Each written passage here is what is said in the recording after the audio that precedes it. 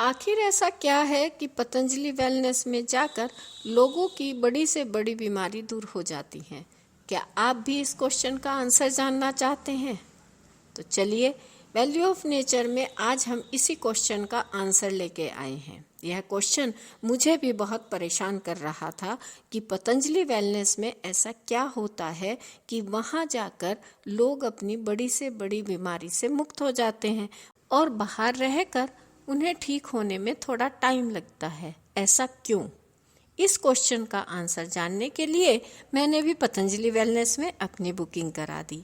वहाँ पर मैंने 3 दिनों के लिए रूम बुक करा दी। तो चलिए वहाँ की दिनचर्या के बारे में बताते हैं।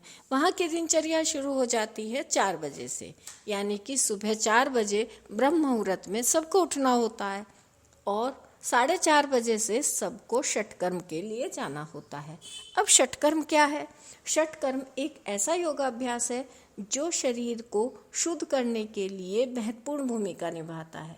इससे शरीर में एकत्रित अशुद्ध और विषैले तत्वों को दूर किया जाता है और शरीर को भीतर से स्वच्छ किया जाता है, जो शारीरिक और मानसिक स्वास्थ्य के लिए महत्वपूर्ण भूमिका निभाता है। इस षटकर्म में 6 क्रियाएं होती हैं: धोती, बस्ती, नेति, त्राटक, नौली और कपालभाति, जिससे शरीर को शुद्ध किया जाता है। सबको यह सब क्रियाएं उनकी बीमारियों के अनुसार कराई जाती है और दवाइयों की बस्ती दी जाती है।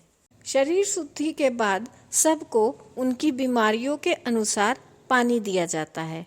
किसी को मेथी का पानी, तो किसी को धनिये का पानी, तो किसी को पंचामृत। इसके बाद सब लोग योग भवन में इकट्ठे हो जाते हैं और वहाँ पर 5 बजे से स्वामी रामदेव जी सबको योगासन कराते हैं, यानी दिन की एक अच्छी शुरुआत हो जाती है। स्वामी जी सुबह 5 बजे से 7:30 बजे तक सबको योगा कराते हैं। 7:30 बजे के बाद सबको उनकी बीमारियों के अनुसार काढ़े, जूस और नाश्ता मिलता है, जिसमें फ्रूट और ड्राई फ्रूट दोनों शामिल होते हैं। नाश्ता करने के बाद सब लोग अपनी अपनी थेरेपी कराने के लिए चले जाते हैं। अब इस थेरेपी में क्या क्या आता है? इस थेरेपी में आता है शिरोधारा, अग्निकर्म, रक्त मोक्षण, acupressure, physiotherapy, acupuncture, mud therapy और बहुत सारी थेरेपी वहाँ पर कराई जाती है। लेकिन किसको कौन सी थेरेपी और कब करानी है, यह सब डॉक्टर लिख कर देते हैं। कुछ थेरेपी लंच से पहले हो जाती है और कुछ थेरेपी लंच के बाद होती हैं। तो अब आता है लंच टाइम, और लंच टाइम होता है 11 बजे से 1 बजे तक का। इसमें भी सभी को अपनी अपनी बीमारियों के अकॉर्डिंग ही खाना मिलता है। फिर 5 से 6 बजे के बीच सबको एक फ्रूट और मुनक्का या जो भी कुछ उसकी बीमारी के अकॉर्डिंग बताया गया है वह मिल जाता है। चलिए अब चलते हैं डिनर के लिए। डिनर टाइम होता है 7:30 बजे से 8:30 बजे तक। वह भी हमारी बीमारी के अनुसार ही दिया जाता है। डिनर करने के बाद अधिकतर लोग पार्क की तरफ घूमने या बैठने चले जाते हैं। पतंजलि वेलनेस का पार्क बहुत ही सुंदर और साफ सुथरा है। यहाँ की एक खास बात यह है कि यहाँ पर इतने लोग रहने के बाद भी यहाँ की हर जगह साफ सुथरी रहती है। तो यह थी वहाँ की दिनचर्या। इस दिनचर्या से पता चलता है कि बीमारियों को सब तरफ से घेर लोगे तभी उसे मात दी जा सकती है, यानी कि षटकर्म के द्वारा, मेडिसिन के द्वारा, नियमित योगाभ्यास से, और सबसे बड़ा कंट्रोल करना है तो वह है जीव का। इसका मतलब क्या है?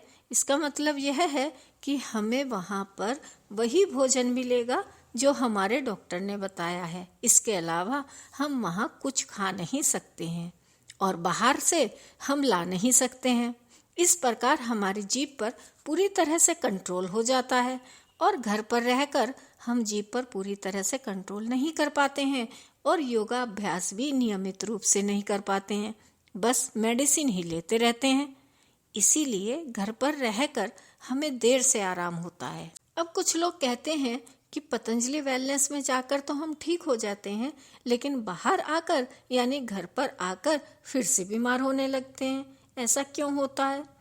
क्योंकि घर में आकर हम नियमित रूप से वो सारी बातें फॉलो नहीं करते हैं जो हमें डॉक्टर ने बताकर भेजा है।